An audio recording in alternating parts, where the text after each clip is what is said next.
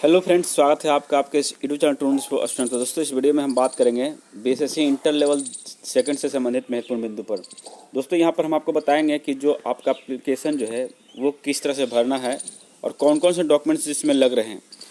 तो चलिए स्टार्ट करते हैं आज का वीडियो। और आपसे रिक्वेस्ट भी करते हैं कि वीडियो को ज़्यादा से ज़्यादा शेयर करिएगा और चैनल पर नए आए हैं तो चैनल को सब्सक्राइब कर लीजिएगा। दोस्तों, यहाँ पर देखिए, आप जैसे ही उस पर क्लिक करिएगा उस लिंक पर, तो आपका ये एक नया इंटरफेस आएगा जहाँ पर आप देख सकते हैं कि आपका पूरा डिटेल दिया है कि click here to apply for advertisement number इतना second inter level combined competitive examination. ठीक है, जैसे इस पर क्लिक करेंगे तो क्लिक करने के बाद एक नया इंटरफेस आएगा। दोस्तों, यहाँ पर आप देख सकते हैं, यहाँ पर आपका पूरा डिटेल दिया गया है कि किस तरह से आपको डेट मेंशन है।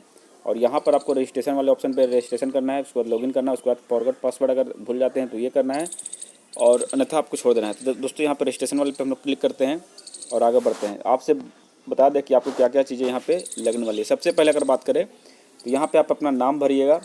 उसके बाद यहाँ पर आपका जेंडर चूज़ करना है। जेंडर में मान लीजिए आप मेल है तो मेल चूज़ करिए, अन्यथा फीमेल है तो फीमेल चूज़ कर सकते हैं। डोमिसाइल ऑफ बिहार स्टेट, अगर आप बिहार के अंदर रहते हैं, बिहार में ही रहते हैं, प्लस आपका आरक्षित कोटि के अंतर्गत आते हैं, यानी BC EBC MBC में आते हैं, तो आपको यस करना होगा। अदरवाइज आप नो करिएगा तो यहाँ पे डायरेक्टली जो है सब कुछ हट करके नीचे सिर्फ जनरल में क्लिक हो जाएगा। ठीक है, इसलिए इस पर आपको यस करना है। यस करिएगा तो आपको यहाँ पे चूज करना होगा कैटेगरी, कौन से कैटेगरी में आते हैं, BC में, SC में, ST में, EBC में। तो यहाँ पे आपको मान लीजिए BC में आप आते हैं तो BC क्लिक करिए। तो चलिए, एक कैंडिडेट है जिनका SC में आते हैं, उनको मैं ST में क्लिक करता हूँ। और डू यू बिलोंग EWS, तो दोस्तों EWS कब होगा, जब आप ईवर चेक चूज करिएगा, ईवर चूज करिएगा, बिहार के अंतर्गत यस करिएगा, तभी आपका EWS का फ़ायदा ले सकते हैं। देखिए, यहाँ पर यस रहेगा तो ही आप यहाँ पे EWS में क्लिक कर पाइएगा। ठीक है, अगर यहाँ आप नो कर देते हैं, यानी बिहार से नहीं है, तो आपको फिर EWS का मौका नहीं मिलने वाला। देख लीजिए एक बार।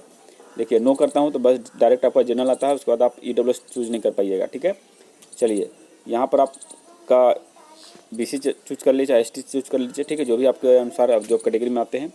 उसके बाद अगला है कि क्या आप क्रिमिनल रहे NCL के अंतर्गत आते हैं, तो आपको यहाँ पर क्या करना है दोस्तों, यस करना है। कब करना है बताते हैं आपको। जैसे मान लीजिए यहाँ पे आप BC चूज करते हैं, तो उसके बाद जो है आपका, तो BC और EBC वाले कैंडिडेट ध्यान दीजिएगा कि जब भी आप चूज करें तो यहाँ पर आपको यस ही करना है। नो करिएगा तो आपको फ़ायदा नहीं मिलेगा। जैसे यहाँ पे कह रहा है कि क्या आप NCL में हैं, तो आप कह दीजिएगा नो, तो नहीं, तो आपको दिक्कत हो जाएगा। यानी यहाँ पे आपको यस करना है। ठीक है, BC EBC वालों की बात कर रहा हूँ।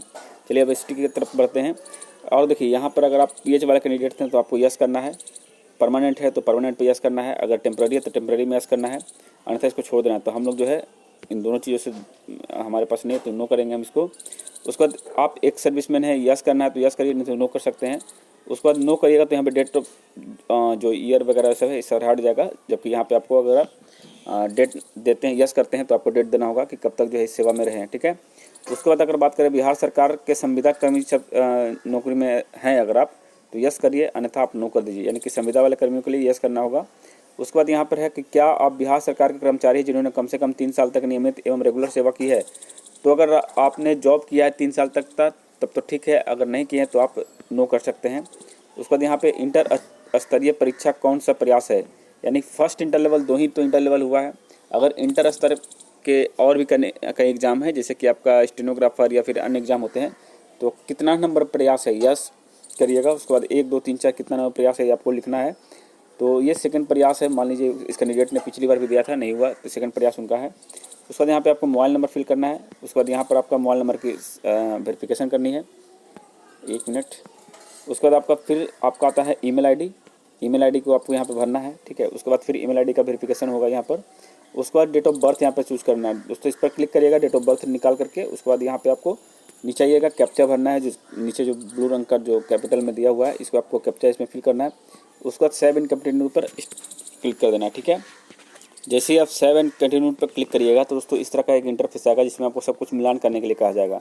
अगर ये सब कुछ सही है तो ठीक है, आप कंफर्म और नेक्स्ट करिएगा। अगर ये कुछ गड़बड़ है तो आपको एडिट कर सकते हैं। ठीक है, इसके बाद फिर एडिट नहीं होगा। इसको अगर कंफर्म और नेक्स्ट कर दिए तो वापस से इस पर आकर आप एडिट नहीं कर पाइएगा, एक बात का ध्यान रखिएगा। ठीक है, और उसके बाद यहाँ पे क्लिक है फॉर लॉगिन, यहाँ पे लॉगिन पे क्लिक करना है और जो आपका आईडी और पासवर्ड है वो मिल जाएगा आपको। उसके बाद इसको ओपन कर लेना है। ठीक है, जैसे ही इसको ओपन करेगा दोस्तों, तो यहाँ पर आपको देखिए स्टेप की अगर बात करें तो 6 स्टेप में आपको ये फॉर्म फिलअप होंगे। पहला स्टेप है आपका पर्सनल डिटेल, दूसरा आपका पेमेंट होगा, तीसरा जो आपका एजुकेशन डिटेल लिया जाएगा, चौथा फोटो, और उसके बाद लाइव फोटो लिया जाएगा। उसके बाद आपका एप्लीकेशन प्रिंट हो जाएगा। ठीक है, तो चलिए दोस्तों यहाँ पर हम दिखा दें आपको, ये जो कैंडिडेट है इनका जो है अमजद मलिक जो भी है इनका सब कुछ यहाँ पे फुलफिल कर दिया गया है और ये पेमेंट वाले ऑप्शन पे जा रहे हैं।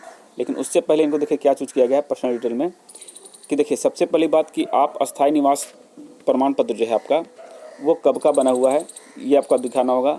उसके बाद आपको उसका नंबर देना होगा, उसका किस अथॉरिटी से बना है, यानी कि आपका CO लेवल का है, RO लेवल का है, SDO लेवल का है, DM लेवल का या अदर लेवल का है, तो ये आपको फिल करना है।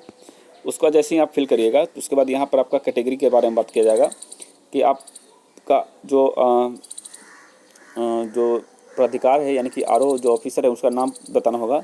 उसका कैटेगरी अगर आपकी ST है तो आपको कोई दिक्कत नहीं है, आपका जाति प्रमाण पत्र संख्या लिया जाएगा और डेट ऑफ सर्टिफिकेट लिया जाएगा और किस अथॉरिटी से बना है ये लिया जाएगा। ये चीज़ें जो आपको हर कैटेगरी में देखने को मिलेगा, चाहे आप SC में हो, OBC में हो, BC में हो, EBC में हो, तो ये चीज़ लिया जाएगा दोस्तों। उसके बाद अगर आपके पास प्रमाण पत्र जारी करने का अन्य प्राधिकार है तो वो भी आपको यहाँ पे लिख सकते हैं। और आप फिजिकल एबिलिटी तो आप पहले ही नो कर दी हैं और नेचर ऑफ डिसेबिलिटी भी नो है पहले से ही, तो इसमें कोई दिक्कत नहीं आएगी। उसका नेक्स्ट जब करिएगा तो आपके पास पूरा डिटेल इस तरह से फिर से आएगा। अब यहाँ पर आपको आगे बढ़ना है दोस्तों। ठीक है, आगे में क्या है तो आपको एड्रेस फुलफिल करना है। एड्रेस में देखिए आपको यहाँ पे परमानेंट कॉरेस्पॉन्डेंस एड्रेस यानी कि पत्राचार का पता लिखना है। अगर 2 एड्रेस में रहते हैं, मान लीजिए आप परमानेंट एड्रेस बिहार में है, आप कहीं बंगाल या UP या कहीं और रह रहे हैं अभी, तो आप वहाँ का वर्तमान पता दीजिएगा और उसके बाद आप अपना जो है बिहार का जो है परमानेंट एड्रेस दीजिएगा। अगर दोनों सेम है तो कोई दिक्कत नहीं, दोनों में एक ही भर सकते हैं और क्लिक कर दीजिएगा यहाँ पे तो एक ही भरा जाएगा। ठीक है, चलिए उसके बाद सबमिट करने के बाद आपका पेमेंट का प्रोसेस आ जाएगा। पेमेंट के लिए आपको SBI पे क्लिक कर देना है। इस पर नहीं करिएगा, इसमें थोड़ा दिक्कत होता है, इसलिए आप SBI पे क्लिक करके नेक्स्ट प्रोसेस में आइएगा तो यहाँ पे आप UPI से पेमेंट कर सकते हैं।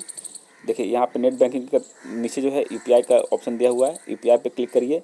इंटर UPI ID या फिर QR कोड से आप स्कैन करके भी पेमेंट कर सकते हैं। ठीक है, चलिए उसके बाद आगे है दोस्तों। देखिए सबसे पहले हम ज्ञानदेव होस्ट को बताना चाहेंगे कि उन्हीं का हम स्क्रीनशॉट लिए हैं, ये कोई दिक्कत नहीं है कैंडिडेट को समझाने के लिए, क्योंकि अभी हम फॉर्म अप्लाई नहीं किए किसी का।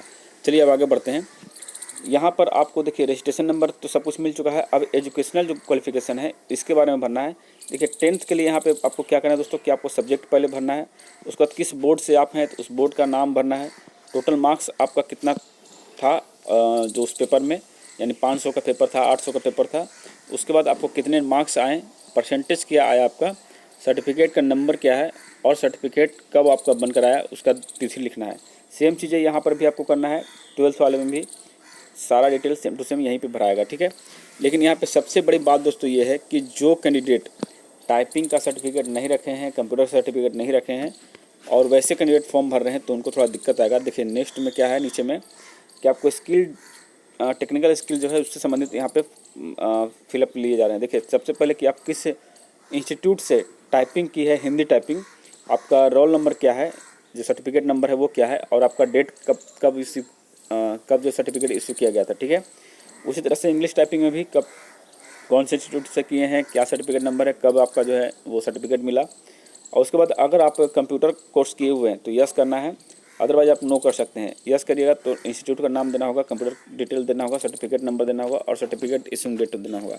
अब दोस्तों यहाँ पे सबसे ज़्यादा महत्वपूर्ण बात हम आपको बताना चाहते हैं, अगर ये कॉलम आप नहीं भरते हैं तो आप टाइपिंग वाले पोस्ट के लिए एलिजिबल नहीं रहेंगे, फिर आपको बहुत सारा पोस्ट से हाथ धोना पड़ सकता है। इसलिए हम चाहते हैं कि सर्टिफिकेट जहाँ भी आप सीखे हैं वहाँ से मांग लीजिए और तभी इस फॉर्म को भरिए, अन्यथा आपको दिक्कत आ सकती है। ठीक है, चलिए उसके बाद आपका सबमिट कर देना है और उसके पहले आपको फ़ोटो लिया जाएगा, जैसे कि आप का जो है फ़ोटो अपलोड का सिस्टम है तो फ़ोटो लिया जाएगा। तो ये टेक फ़ोटो है, लेकिन इससे पहले भी आपको फ़ोटो अपलोड करने होंगे, फ़ोटो सिग्नेचर, उसके बाद आपका जो है टेक फ़ोटो लिया जाएगा। यानी कि पहले तो फ़ोटो सिग्नेचर अपलोड कर दिए, यानी कि आपका वर्तमान का कोई फ़ोटो होगा वो, प्लस हिंदी सिग्नेचर और इंग्लिश सिग्नेचर। ठीक है, उसके बाद फिर अगला आएगा लाइव फ़ोटो, वेब कैमरा के तरफ से जो है लाइव फ़ोटो लिया जाएगा। तो लाइव फ़ोटो कुछ इस प्रकार से आएगा आपके सामने और इसको आपको क्लिक कर दीजिएगा। फिर टेक फ़ोटो पर क्लिक करते के साथ ये फ़ोटो आएगा, उसके बाद आपको सबमिट कर देना। ठीक है, उसके बाद आपका जो है पूरी तरह से फॉर्म जो है सबमिट हो जाएगी और आप अपना प्रिंट जो है एप्लीकेशन प्रिंट जो है एप्लीकेशन स्लिप जो है उसको प्रिंट कर सकते हैं। तो ये कुछ प्रोसेस है दोस्तों इस फॉर्म को भरने का, तो अच्छे ढंग से भरिएगा फॉर्म। और बार बार कह रहे हैं टाइपिंग वाले पोस्ट के लिए आपको सर्टिफिकेट की आवश्यकता अभी ही पड़ेगी। ठीक है, चलिए मिलते हैं नए वीडियो में नए अपडेट के साथ, तब तक जय हिंद जय भारत।